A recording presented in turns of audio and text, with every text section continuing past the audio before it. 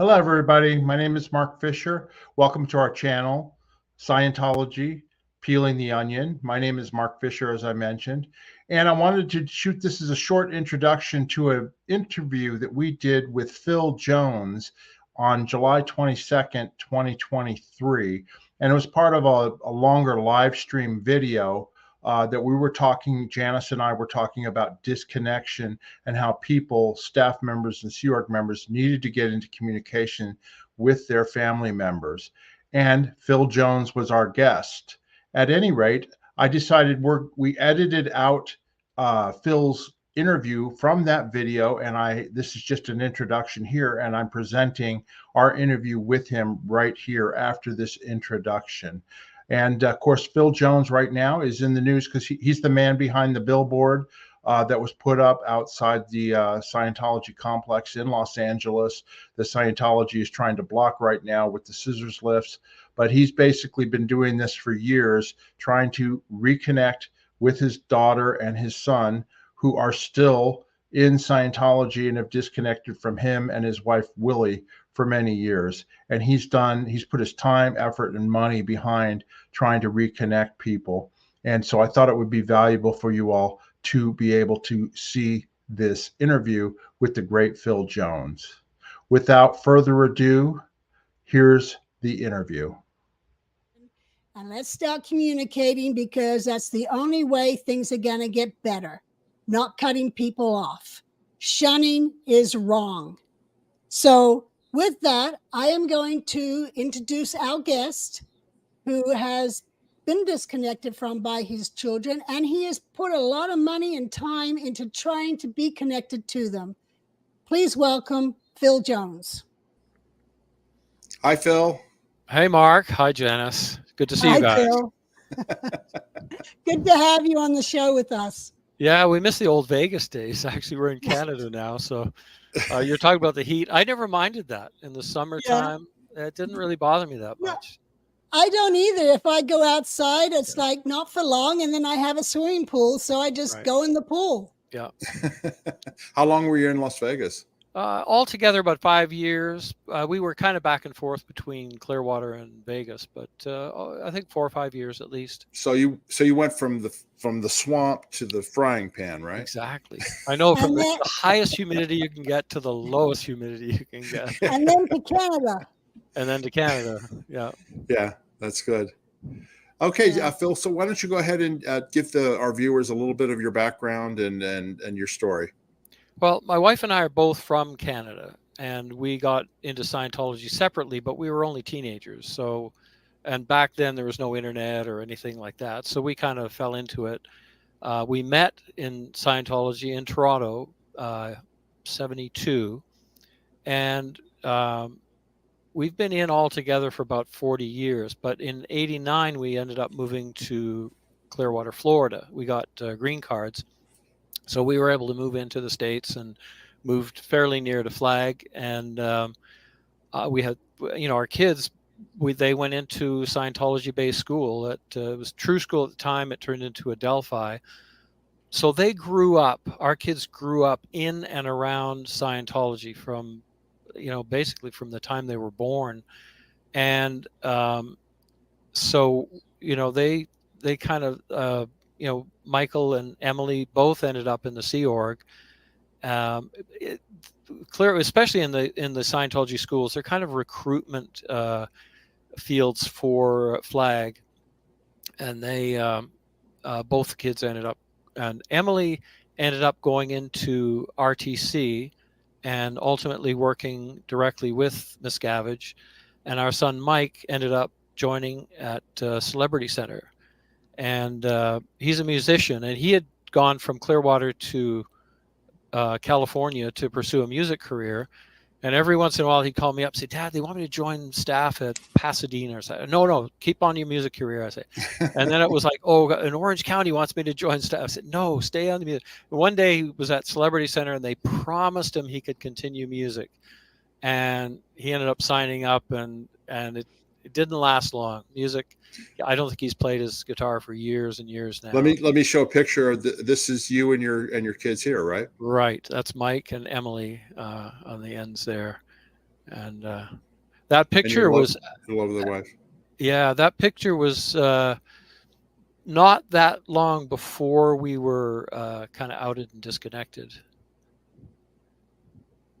Okay. So, and then when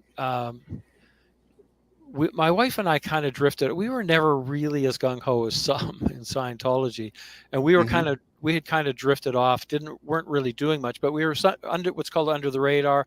I assume some of your listeners may have heard what that means is you're out of Scientology, but you're pretending to be in because you know that if you kind of leave that you can sort of lose your family, your business, your, everything, all social contact.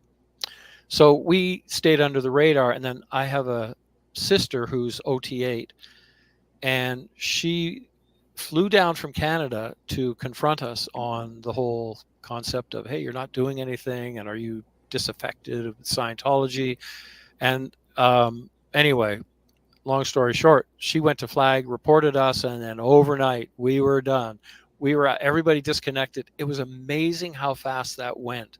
Wow. So we hung around a little bit, but not very long after that. There was no, like, business-wise, dried up. I went to a guy I had worked for a number of years, made him a lot of money. He just said one thing. He said, if you're not in good standing with the church, you can't work for me. So, but you weren't even declared a suppressive person. Well, I've never seen anything in writing, but right. it got, how in those days, that was, I think, 2009, in that time period, there were a lot of people that were being sort of outed just for having the wrong friends on Facebook. There was the whole Facebook police thing going on at that time. So, and that was the reason my sister had come down. She said, well, you got to disconnect from this person. Which every once in a while she would do this in the past. You need to disconnect from this person, take them off your Facebook list. Now, I would do it just so I wouldn't argue. But in the end, it was after a while, I said to her, you can't tell me who I can be friends with or not friends with. So anyway. They're the friends police. It's crazy. Exactly. They were the friends police. So that's when we kind of moved out to Vegas. I had a friend out there who had offered me some work, and we went out there, and that's how we ended up in Vegas. And from there, we would drive to LA to see if we could contact our kids, because they had gone out of touch with us at that point, along with everybody else disconnecting from us. And we weren't getting anywhere. We had gone down to Celebrity Center, and they wouldn't let us on the property at all. It would, we tried calling numerous times. We'd go park in that parking lot, that little supermarket across the road. Yeah. Just to see if we could see our son there. And then security would come out, and they'd be taking pictures of our license plate, and they would hang around, one near the front of the car, one near the back of the car. So around that time, somebody had referred a TV show to us. They were doing like a documentary style TV show. So we connected up with them, and we were just trying to think of different things to do to connect with our kids. So, we tried a number of different things. We did a welfare check. We did some protesting at Author Services, where our daughter, she went from RTC and she went into Author Services, which is now typically run as Galaxy Press, which is the division that sells Hubbard fiction books. Right. And so she's there now, and she's actually married to the president of Galaxy Press, John Goodwin. And we see her in pictures sometimes. Right now, she's at Comic-Con in San Diego. So anybody in San Diego wants to go and say hello to our daughter, Emily, and just tell her, call your mother. So one of the things we did, to try to reach our son, because it was a little more difficult to see anything going on with him, is I had this idea of just, he's missing. I thought, you know what, that picture there was taken the last time I think we actually saw him. He was in Clearwater setting up that big tent for the IAS event when they had it there that one time. And we sat in the car. I had brought him a Starbucks coffee. We were sitting there, took a picture, and I'd go there every day when he was working there. I'd go there every day and see him, and we'd spend some time together. So then what we did is, when we went to LA from Vegas, and I had designed a missing poster, and we had a bunch of them printed up, and we just walked around the Celebrity Center and we handed out these posters. We put them up on posts around there. That phone number is still a good phone number, by the way. It goes to voicemail now, but it's still a good phone number. I kept that number. You never know. It's been a long time, but and Scientology sent their people out and behind us, and they would just be taking the posters down. But people were responding really well to them in the restaurants across the street. In fact, one person had taken one of these posters home and posted it, I guess, in their laundry room. Somebody took a picture of it. It went on Instagram, went viral. There was a lot of action on that. And that was kind of one of the early things that we did. Around that time is when we also had the LAPD do a welfare check on him, just because we hadn't heard anything from the kids for several years. So it was unsuccessful, and we were around Celebrity Center at the time and walking away back to our car, and I looked over and I saw one of the security people just laughing at us. I was like furious. Sorry, I get emotional on this one. Okay. We understand. Anyway, I told him, I said, look, we'll be back, and we'll be back bigger. So, we went back to Vegas, and we were kind of brainstorming. A couple of people had mentioned billboards, but at the time it was just really expensive to do billboards. So we kind of brought back the idea a bit, and I had a friend who's a graphic artist, and he designed a billboard for us, an amazing design, amazing message. And so we put it out there to see if we could raise some money for it. And I think we were at about $70 after a week or two, and it wasn't going anywhere. And then Tony Ortega did a story on it for us, and on his underground bunker at tonyortega.org. And within 2 days, we had enough for several months of the billboard. So we set up a launch date with a company. We'd set up with a company, signed a contract. They did the artwork.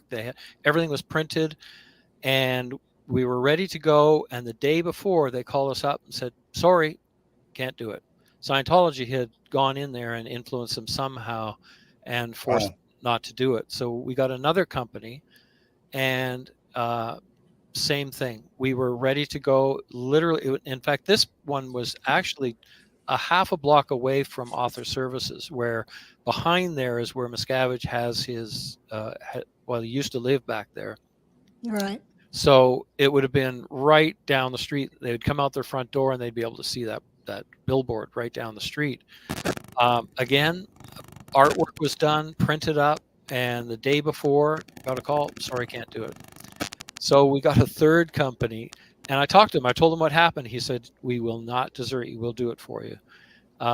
And so we got a billboard up, and we set a launch date, and we went down there, and we got there, and there was press everywhere. I don't even know how that happened.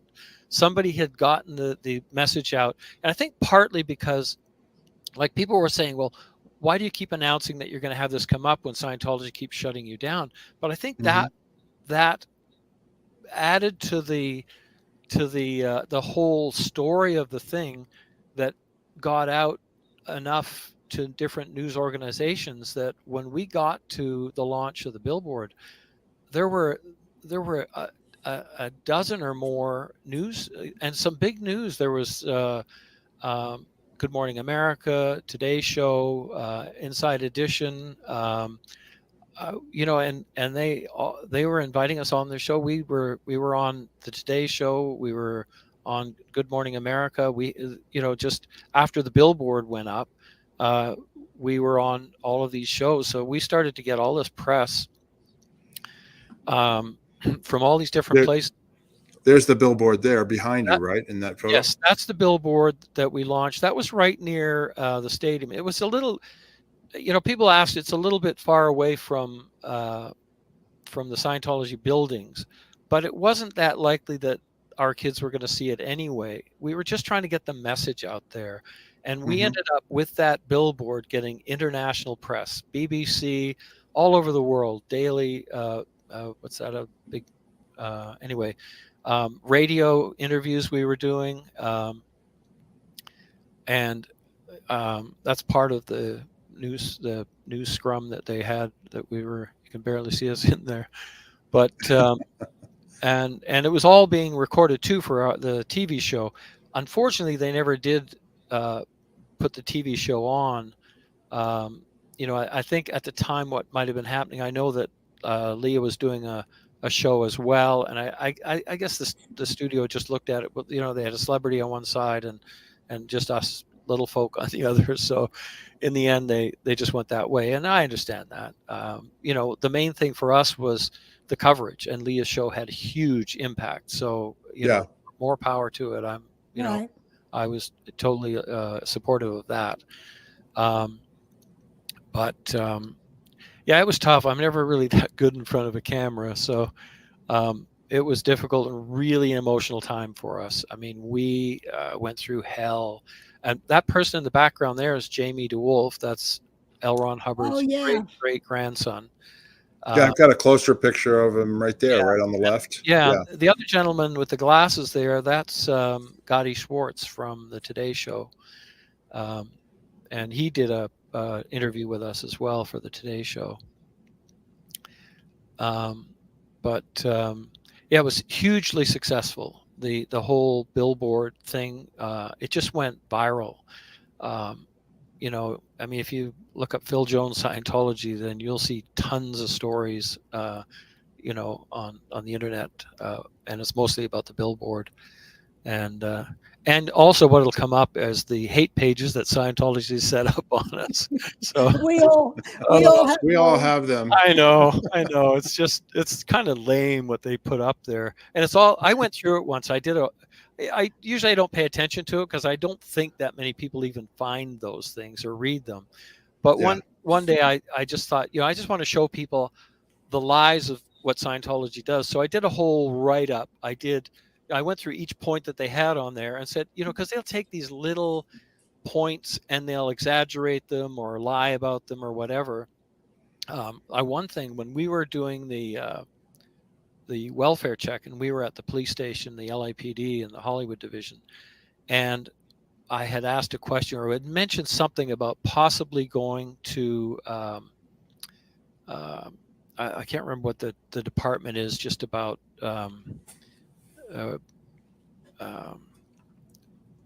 what's the government office, like where you'd go and complain about somebody missing or something? Not the police, but Missing Persons Bureau. No, it was like anyway, I had just mentioned it and we never did anything with it. So if you go on their website, they'll say that, and they had gone to this place and they'd reported it to this place, but we never did. So the only way they could have known, the Scientology could have known that for their hate website, was somebody at the LAPD would have told them, because there's no other way that they could have known that. Because it was one mention we did of that. We never pursued it. The only time I ever mentioned it was in the LAPD office when we were interviewing with the officer there. Did they ever have PIs following you? Oh, yeah. Oh, definitely. Yeah. We were followed, especially when we were doing the Billboard launch in Clearwater. When we arrived there, right off the bat, there was somebody following us. But I know we lived in Clearwater for 25 years. I knew the area like the back of my hand. So it was literally 3 minutes I had lost them. and then we went over to do the show, and then we ended up doing some shooting around Flag and some protesting around Flag. And as I was leaving, I got a phone call from one of the producers saying, there's a vehicle following you. And I said, yeah, I saw him behind me. And and this guy was hard to I found out later that he was the head of the PI company, I guess because I'd lost one of his employees, that he said, oh, I'll show you how it's done. And so so I just said to him, we were going to see our grandkids, and I said, I don't want to drag this PI down there. So I turned down a street and I stopped. The guy went flying past me. I turned around, went on the street, turned in, went behind a building, and we saw him going up and down and the street. He couldn't find us. We waited a little bit, and then we went on, never saw him again. But the occasional that we saw PIs the odd time, they might have been around more, but didn't really notice. And I didn't really care too much. What are they going to see? We didn't have really exciting lives for them. So you had the billboards in California and then in Clearwater, Florida, both? We had the first one in Los Angeles, and then we had the second one in Clearwater. We had a third one we put up near their new media building, the Scientology media production. We had it just down. You could see the building, the Scientology buildings from the billboard. And that was, so altogether we did 3 billboards. And then it was hard to see. I said, call me, but did it say anything else on the billboard? It's hard to see in the photo. Has our website on there, which has some information on Disconnection and, what Scientology says about it, what the truth is. We have some stories in there. I haven't really done much with it in the last number of years, but it's still there if someone finds it. So it says, to my loved one in Scientology, call me. And then it has the website on the bottom right, which is stopscientologydisconnection.com. And what's amazing about this is all this money, tens of thousands of dollars, is spent on PIs and trying to handle the bad publicity this creates, when all they need to do is pull those staff members into ethics and say, sit down and write a letter to your parents, or here's a phone, make a phone call. It's as simple as that, but they have to, never defend, always attack. Yeah. The scary thing is that you could almost say to them, how are you going to handle the planet if you can't even handle your own family? Right. Exactly. Yeah, exactly. Like where, you think you're handling the planet, but your own family is falling apart. Janis, I want to show the policy now. Is that okay? Yeah, absolutely. This is a policy from L. Ron Hubbard, 15 November 1968. And it says, since we can now handle all types of cases, disconnection as a condition is canceled. L. Ron Hubbard, 1968. Right. And you know what? I don't care how many advices there might have been written for someone to be disconnected from or whatever. Advices never, what's my word? Anyway. They're not senior to policy. But policy is senior to advices. Yeah, but you know how I refer to it, though? I never say that Scientology has a policy of disconnection. I'll say they have a practice of disconnection. Whether they have a policy or not, they practice disconnection. Yeah. Yes, they practice it, but they do have a policy to not disconnect. Yeah, they do, but they'll claim they don't have a policy. But that's why I say that it's a practice. If I say it's a policy, they'll say, well, we don't have a policy. But if I say you have a practice, they can't really deny that because it's very evident. Yeah. That's correct. They do practice disconnection and shunning. Well, I lived it with my own father, and that's a whole nother story. Yeah. Yeah. So what was the result? Did you ever hear anything, any peep or anybody reach out to you at all from the billboards? When we were going to Clearwater, we drove because I know that Scientology tracks their flights. They have however they do it. So we ended up driving from Vegas to Clearwater, and we were in a hotel, and my phone rang, and it was our daughter. And we could tell she wasn't alone. You could hear like people there. I guess she was being coached. And she said, if you want a relationship with Mike and I, meaning her and Mike, you'd have to not do the billboard, stop criticizing Scientology, and God, I can't even remember the other one. This is years ago. And I told her, I said, I'll do all three of those things. No problem. I'll do all three of those things if you'll end disconnection for all the thousands of people that have been disconnected by Scientology. Because I couldn't very well, I'd gone through all of this and all these people who supported the billboard, the number of people that were disconnected, that contacted us, the stories were horrific. I couldn't say, oh yeah, well, it's good for us. We can just, end it right now. And those people are all on their own. Plus the thing is, you can't trust Scientology. No, you can't trust them. If I would have agreed to it, they would have said, okay, well, good. You've stopped the billboard. Oh, you've stopped the TV show and you've stopped criticizing Scientology. So now you have to get on the conditions. Now you have to pay. You have to buy this level of IAS membership, and now you have to donate to a new building or whatever it is. It would never happen. And the contact would be just so peripheral anyway. If it was there, it would be like, oh yeah, we're doing fine, Dad. Okay, thanks very much. Got to run, busy, bye, and that would be it. It wouldn't be real contact. Right. But I just didn't trust Scientology to follow through on that anyway. So right. So the conversation didn't go that well. Because I kept saying, yeah, I'll do all those three things, no problem. And then she was getting coached on. And eventually she just was disconnected. I don't think it was her, because halfway through a sentence that she was saying, the thing disconnected and never heard back. So, and then our son, when we were doing the, it was a tough one.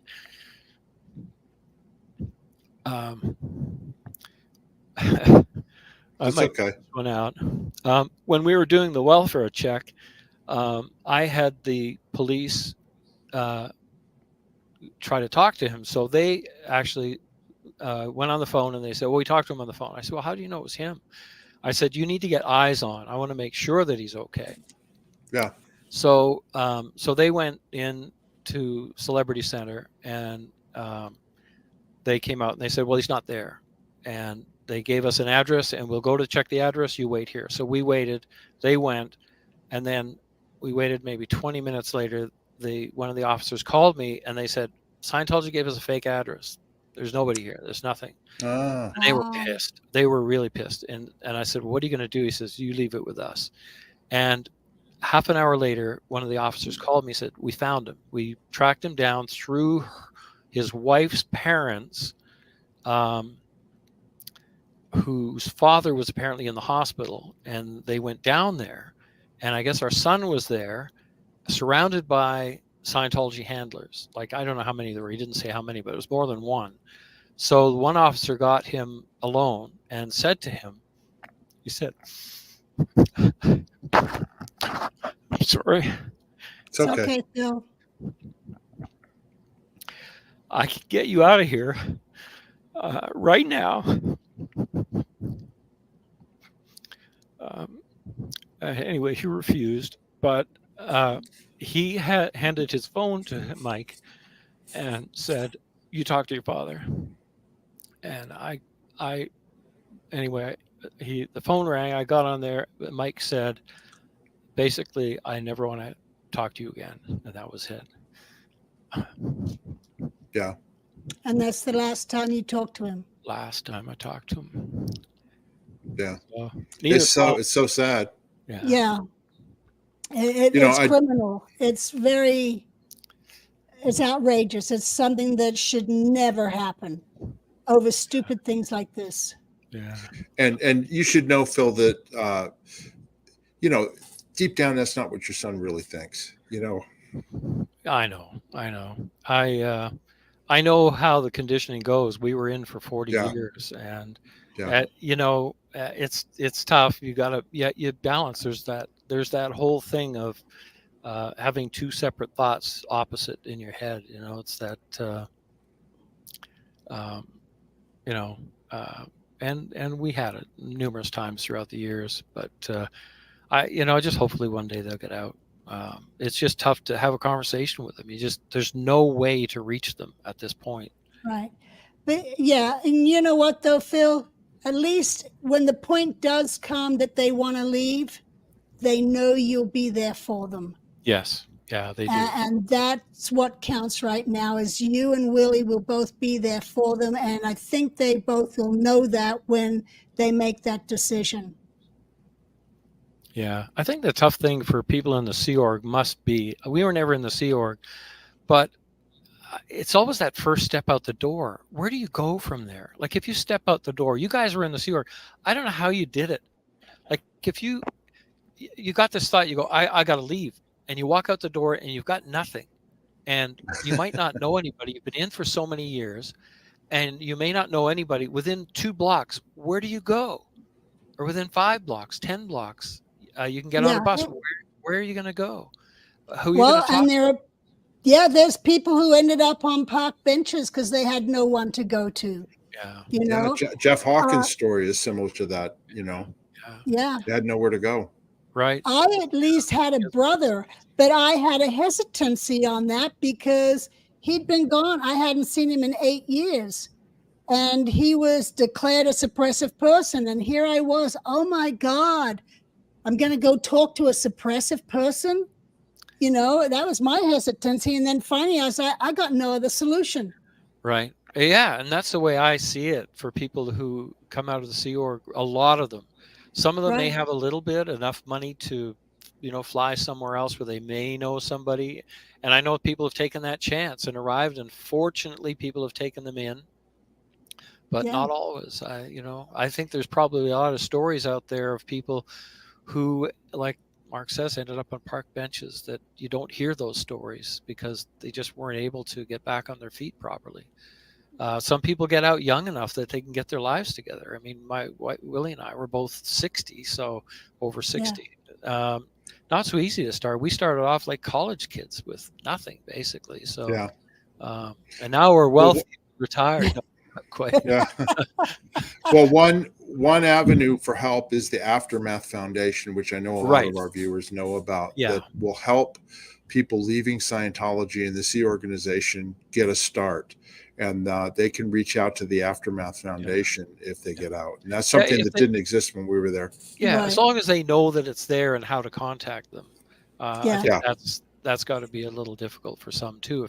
If they're inside, information in Scientology is so guarded that it's tough for people to learn, even as public. Well, my wife and I were both on staff in the early days, but even as public, you're just trained to not look at certain information. You don't watch negative TV shows or anything like that. Yeah. So we've got some questions for some of the people here for Phil and from Dastardly Saboteur. How did the cult find out you were doing a billboard? Well, we actually released the news that we were doing it because part of the reason we had to do that was to raise money for it. So it was a bit of a catch-22 that we had to put the information out about it so we could raise the money and get support. But Scientology was obviously following that news that we were doing that and ended up shutting us down. I wasn't that worried about getting shut down because I knew ultimately we would be able to get the billboard up, and we did. Yeah. Okay. And the next question here is from Susanna Pimentel. Question: could you do an age progression? How long was this? Is law enforcement still searching? Well, we kind of covered that already, right? With you did have the missing person. Yeah, that was just a one-day thing. That welfare check, missing person thing. The most of this took place, I guess, around 2016 in that area down there with the billboards and a lot of that stuff. 2017. Yeah. And then we've got Donna Rose. Sorry. Thank you for the super chat. Donna says, even though a call letter is simple, David Miscavige will never let you win, quote unquote. The more you do to reach out, the deeper they bury your loved one, which is kind of sad and true. Yeah. He does not want anybody reaching out. And the real reason, I mean, if you think about it, they want to control that is because they're afraid that people like you or me or Janis that we're going to tell them the truth. And by telling them the truth, they may leave and they don't want them to leave. You know, they want to control that person. You're 100% right there. They don't want anyone in there to have a conversation. When we first moved to Canada, it was kind of a strange thing happened. This was 4.5 years ago. I had gotten my first Canadian number in 30 some odd years. And within a week of being here, I got a phone call from St. Hill in the UK, Scientology organization there. And for some reason, my number, however Scientology got that number, I have no idea. They had my name wrong, but I got in a conversation with the guy. I thought, you know what? I'm just going to talk to the guy. And I recorded it. And it was really interesting. I mean, he wanted me to go on the purification rundown. And in the end, I talked to him about disconnection, and he ended up kind of hanging up. But my view is, like, some people will kind of not talk to people, but if they call me, I'll engage. I'll talk to them. Usually it doesn't go anywhere, but, you know, at least I'll make the attempt. Well, you know, I had a situation where my dad was in for years. He had to disconnect from my brother, sister, and I. And in 2012, I started speaking out more, and my brother actually spoke to a news station once. And so Marion Powell pulled in my dad because she knew him. You know, she grew up with knowing him. She pulled him in and gave him the assignment of coming to handle my brother and I so that we would stop speaking out. Yeah. So he shows up in Vegas wanting to have a family meeting, and we haven't seen him in years. He's been paying all sorts of money for this and that and never getting any service because he was the father of 3 SPs. But he comes to handle us. We pointed out all the facts to him and how his money was being used to hire PIs to follow us, and that for them to try and ruin our lives. And here's all the facts on what's really going on inside.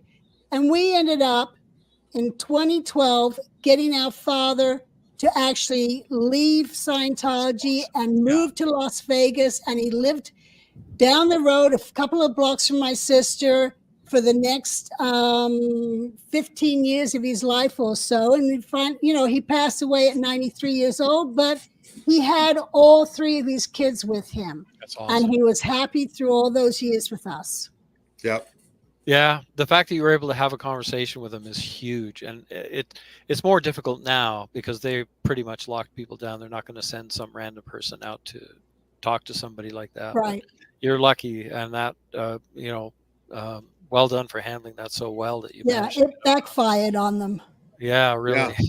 And that's what they're afraid of. They're afraid of, like, what your daughter is married to the head of ASI or whatever, Galaxy Printing or whatever. Yeah. They don't want, they're afraid that they'll pull them out, unfortunately. You know what I mean? It's just crazy. You know? Yeah. Where it's just communication. They all need to communicate with their families.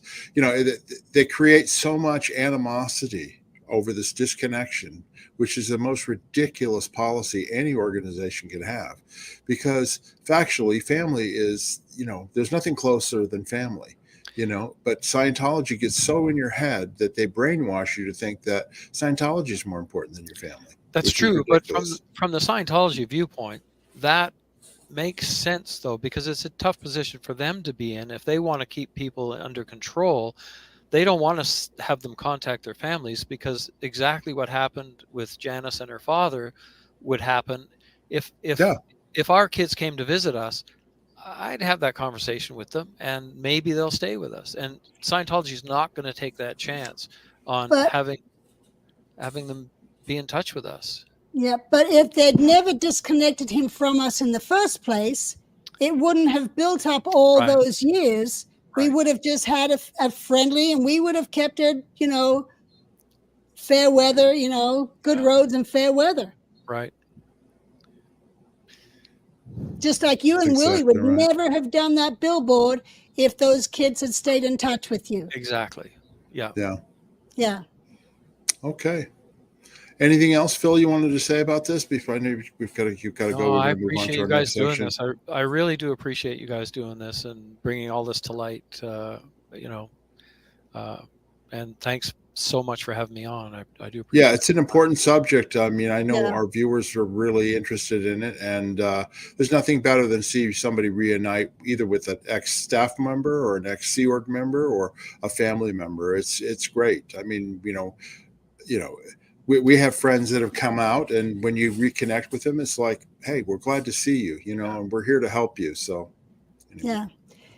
Yeah. And it's like politics. You might have different viewpoints than your friends, but you're still friends and family. Yes. 100%. Exactly right. Yeah. Exactly right. Yeah. Okay, Phil. All right, Well, we appreciate you being here. Awesome. Thank you, Phil. All right. Thanks, Mark. Thanks, Thanks Janet. very much. And We're good luck going to to move Willie. on. All right. All right. Well, bye-bye. Bye-bye, Phil. now. We appreciate it. Okay. Bye. That was Phil Jones for you viewers, everybody. We really appreciate him being here and telling his story, because it's a sad story and it goes on every day with people connected to Scientology, and it's very sad.